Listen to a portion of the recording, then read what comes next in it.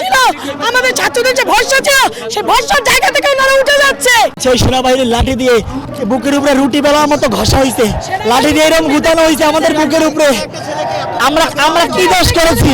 আমরা কি রুটি না ঘামির? আমাদেরকে কেন এরকম রুটির মতো বেলা হইলো?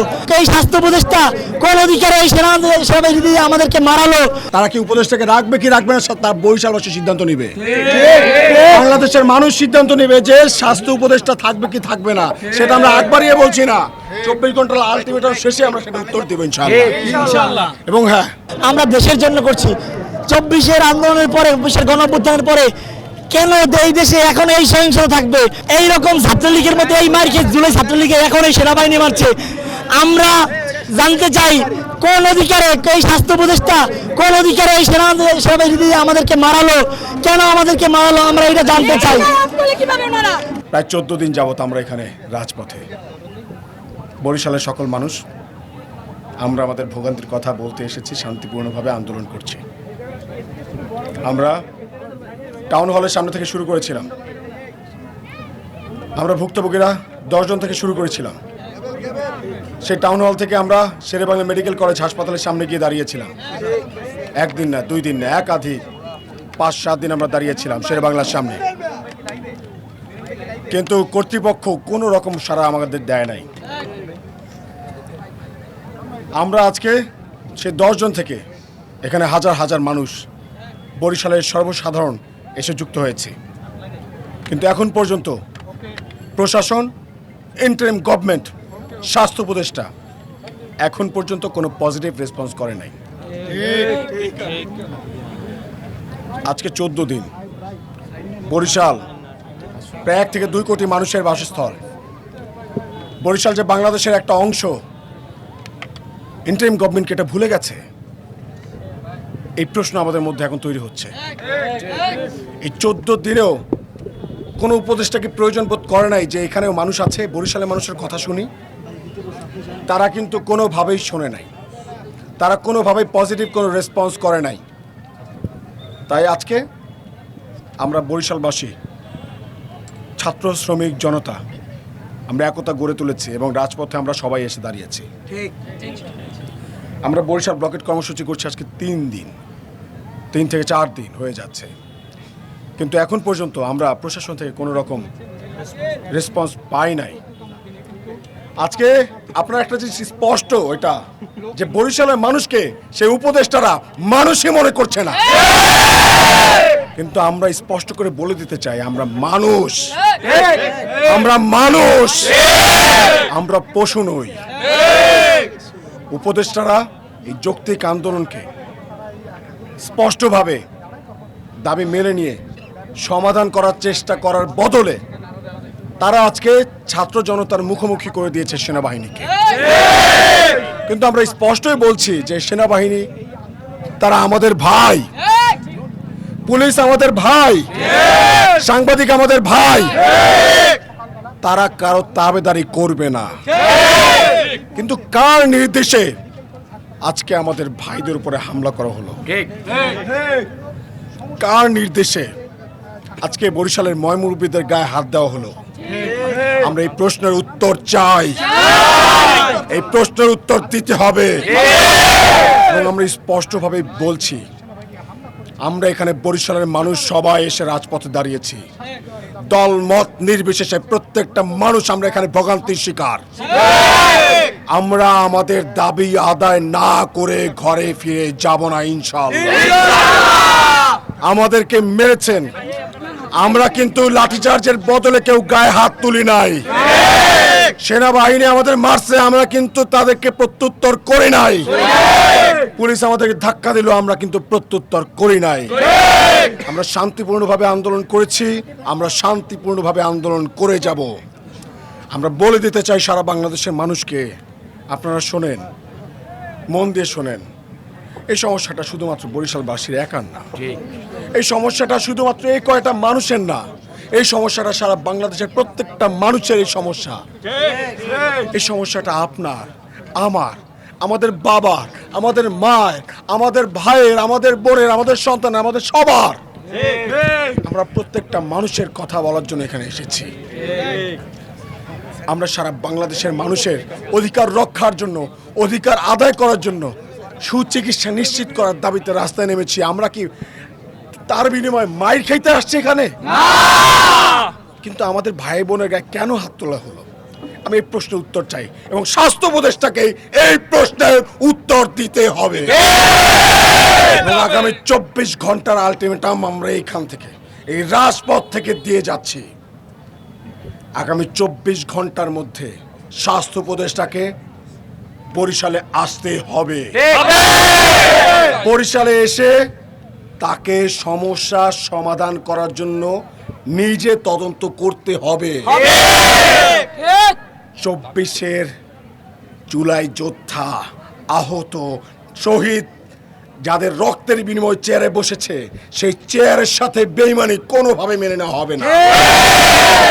আমরা মরতে শিখেছি, আমরা মরতে শিখেছি। আমাদেরকে পুলিশ দিয়ে ভয় দেখায় লাভ নাই। আমরা মরতে জানি, আমাদের সেনা দিয়ে ভয় দেখায় লাভ নাই। আমরা বলতে চাই স্পষ্টভাবে, উপদেশটা আপনি নিশ্চয়ই শুনছেন আমাদের কথা।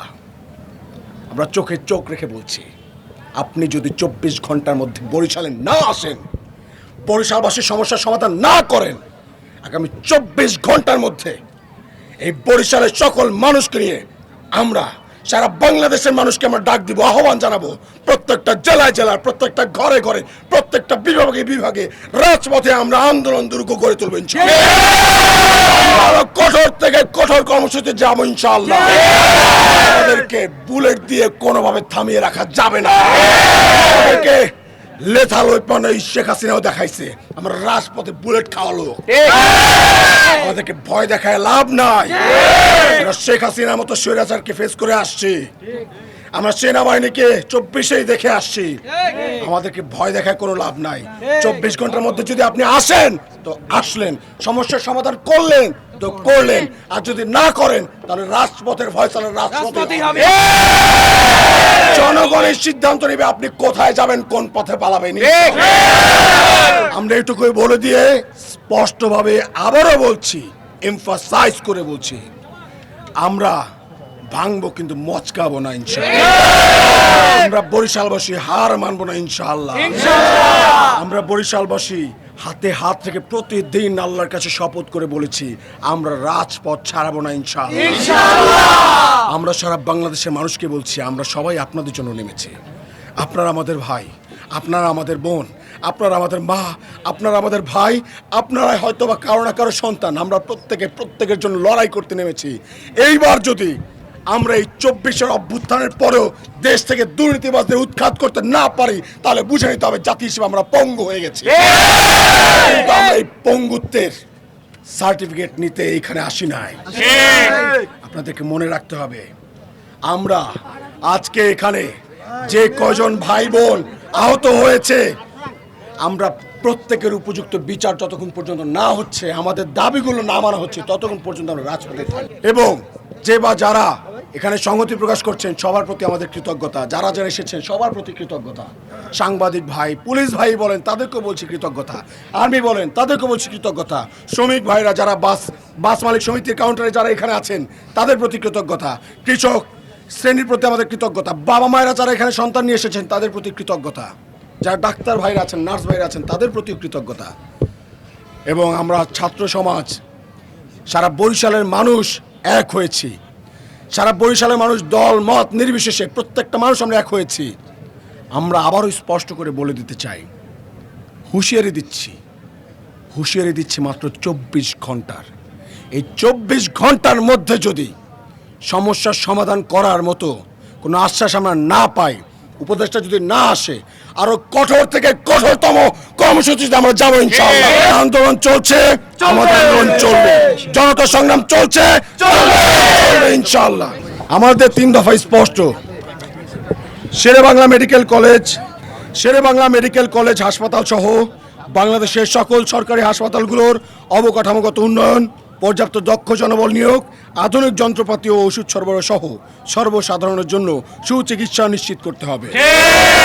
আমাদের দ্বিতীয় দাবি, স্বাস্থ্য মন্ত্রণালয় সহ দেশের সকল হাসপাতালগুলোতে দুর্নীতি প্রতিরোধে প্রশাসনিক দক্ষতা বৃদ্ধি, দলীয় লেজুর ভিত্তিক ডাক্তার রাজনীতি নিষিদ্ধ, ডিজিটাল অটোমেশন এবং স্বচ্ছ জবাবদিহিতামূলক টাস্ক ফোর্স গঠন করতে হবে। তৃতীয় দাবি, স্বাস্থ্যখাত সংস্কার কমিশনকে জনগণের ভোগান্তির কথা শুনে তদন্ত সাপেক্ষে পুনরায় সুপারিশ, সিদ্ধান্ত গ্রহণ ও বাস্তবায়নের জোরদার পদক্ষেপ গ্রহণ করতে হবে। এবং যারা রিপ্রেজেন্টেটিভরা আসছেন, বিভিন্ন দলের কানে কানে এসে কথা বলতেছেন, যারা ঠিকাদারদের প্রতিনিধি হিসেবে কথা বলতে আসছেন, তাদেরকে স্পষ্ট করে বলে দিতে চাই, কোনো অনাকাঙ্ক্ষিত ঘটনা ঘটানোর চেষ্টা করেন না। আপনাদের মোবাইল রেকর্ড পর্যন্ত আমাদের কাছে আছে। যদি আমরা এখান থেকে শুরু করি, ধাওয়া শুরু করি, বাংলাদেশে আপনারা টিকতে পারবেন না। অনাকাঙ্ক্ষিত ঘটনা ঘটানোর কোনো চেষ্টা করে লাভ নাই। আমরা বরিশালবাসী এক আছি। আজকে কি হচ্ছে, আগামীকালকে সারা বরিশালবাসী এক হয়ে রাজপথে নামবো ইনশাআল্লাহ। স্বাস্থ্য উপদেষ্টাকে বরিশাল আসতে হবে। এবং আমাদের সংগ্রাম চলছে। তারা কি উপদেষ্টাকে রাখবে কি রাখবে না, তার বরিশালবাসী সিদ্ধান্ত নিবে। বাংলাদেশের মানুষ সিদ্ধান্ত নিবে যে স্বাস্থ্য উপদেষ্টা থাকবে কি থাকবে না। সেটা আমরা একবারই বলছি না, 24 ঘন্টার আলটিমেটাম শেষে আমরা সেটা উত্তর দিব ইনশাআল্লাহ। এবং হ্যাঁ, ছাত্র শ্রমিক ভাই ভাই, দালালদের ঠাঁই নাই। আমরা বারবার স্লোগান দিচ্ছি, সাংবাদিক ছাত্র ভাই ভাই, দালালদের ঠাঁই নাই। সাংবাদিক জনতা ভাই ভাই, দালালদের ঠাঁই নাই। কিন্তু আপনারা জানেন যে গত 14 দিন যাবৎ নানা রকম ঠিকাদারের লোকজন এসে, তাদের পাতানো লোকজন এসে, বিভিন্ন দলের ছোট দলের সাপোর্ট নিয়ে তারা এখানে আসতেছে। আমাদের ছেলেমেয়েরা কিন্তু অনেকবার হামলার শিকার হয়েছে, আমরা কিন্তু তাদেরকে শত্রু ভাবতে চাই না। আমরা কোনো দলকে শত্রু বানাই নাই। আমরা বলছি দলমত নির্বিশেষে আমরা সবাই এক, বরিশালবাসী সবাই এক, আপনারা সবাই আসেন। কিন্তু যারা যারা দায়িত্বশীলতার আচরণ করেছে তো করেছে, যারা করে নাই তো করে নাই। কিন্তু মাথায় রাখতে হবে, সাংবাদিক ভাইরা আমাদের ভাই, আমরা তাদেরকে আমাদের পাশেই চাই। এবং আমরা চাই যে 14 দিন আমরা পরিশ্রম করেছি, তারাও কিন্তু আমাদের সাথে পরিশ্রম করেছে। যে 14 দিন আমরা রোদ ঝড় বৃষ্টিতে এখানে পুড়েছি, ভিজেছি, সাংবাদিক ভাইরাও কিন্তু আমাদের সাথে রোদ ঝড় বৃষ্টিতে ভিজেছে, পুড়েছে। তারাও আমাদের ভাই, তারা আমাদের সাথে আলাদা না। শান্তিপূর্ণভাবে তাদের যে কোনো প্রয়োজনে আমরা এখানে যারা আছি ছাত্র জনতা, আমরা তাদেরকে সর্বাত্মক সহযোগিতা করবো ইনশাআল্লাহ। তারা নির্বিঘ্নে আগামীকালকে থেকে পুরো দমে যতটুকু তাদের স্বাধীনতা দরকার, পূর্ণাঙ্গ স্বাধীনতা দিয়ে তাদের কার্যক্রম তারা চালিয়ে যাবে ইনশাআল্লাহ। মনে রাখবেন, যদি কেউ আপনাদের কাজে বাধা দেয়, সে আমাদের লোক না, সে একজন দালাল। সাংবাদিক ছাত্র ভাই ভাই, দালালদের সাংবাদিক ছাত্র ভাই ভাই। আমাদের যে দাবি দাওয়া আছে, সেই দাবি দাওয়াগুলো যদি যুক্তিক হয় তাহলে অবশ্যই পূর্ণ করবেন। এখানে অযৌক্তিক কোনো দাবি দাওয়া আছে বলে আমি মনে করি না। আমাদের যে দাবিগুলি, এই দাবিগুলি জনগণের উপকারের জন্য করা হয়েছে, জনগণের শান্তির জন্য, নিরাপত্তার জন্য, চিকিৎসার জন্য। আমাদের বাংলাদেশের মানুষের 5টি মৌলিক অধিকার: শিক্ষা, চিকিৎসা, বাসস্থান, অন্ন, বস্ত্র। চিকিৎসাবিহীন মানুষ থাকতে পারে না। মানুষ আছে বিধায় তার রোগ হবে। কাজে এর জন্য বলছি যে দাবিগুলি যৌক্তিক, এই দাবিগুলো অবশ্যই পূর্ণ করতে হবে। আর একটা কথা বলবো, আমাদের আন্দোলনের জন্য মানুষের দুর্ভোগ না হয় সেদিকে আমাদের খেয়াল রাখতে হবে। আমরা মানুষের কল্যাণে কাজ করি, মানুষের উপকারের জন্য কাজ করি। এর জন্য আমরা ইনশাআল্লাহ যে আন্দোলনগুলি করব, সেই আন্দোলনগুলি সহনশীল হওয়া চাই, মানুষের উপকার হওয়া চাই, দুর্ভোগ যেন না হয় সে ব্যবস্থাও থাকা চাই। এবং যদি কোনো অবস্থাতেই আমাদের দাবি দাওয়াগুলি পূরণ না করা হয়, তাহলে দক্ষিণ অঞ্চল কিন্তু এমন আন্দোলন সৃষ্টি করবে যে আন্দোলনের মাধ্যমে স্বাস্থ্য উপদেষ্টা পদত্যাগ করতে বাধ্য হবে। এর জন্য আমরা মনে করি আপনার পদত্যাগ দাবির আগে অবশ্যই আপনি আমাদের যৌক্তিক দাবিগুলি পূরণ করবেন। শেরেবাংলা মেডিকেল কলেজকে আন্তর্জাতিক মানের কলেজ করতে হবে, আন্তর্জাতিক মানের মেডিকেল করতে হবে। সেখানে পরিবেশকে সুন্দর করতে হবে, চিকিৎসার জন্য সুব্যবস্থা করতে হবে। গরিব দুঃখী মেহনত মানুষ, ঋষি কামার কুমার, জেলে তাঁতি মজদুর, সবাই যেন, শ্রমিকরা সবাই যেন সুচিকিৎসা পায়, সেই ব্যবস্থা করতে হবে। এজন্য আমি বলবো, আসুন আমরা সম্মিলিতভাবে আমাদের যৌক্তিক দাবিগুলি পূরণ করার জন্য চেষ্টা করব এবং মানুষের দুর্ভোগ না হয় সেদিকে আমরা খেয়াল রাখবো। আল্লাহ আমাদের সবাইকে বরিশাল মেডিকেল কলেজের সুন্দর পরিবেশ সৃষ্টি করার জন্য এই আন্দোলনের শরিক এবং আমাদের সবাইকে একত্রিত হয়ে আমাদের আন্দোলনের দাবিগুলি আদায় করার তৌফিক দান করেন।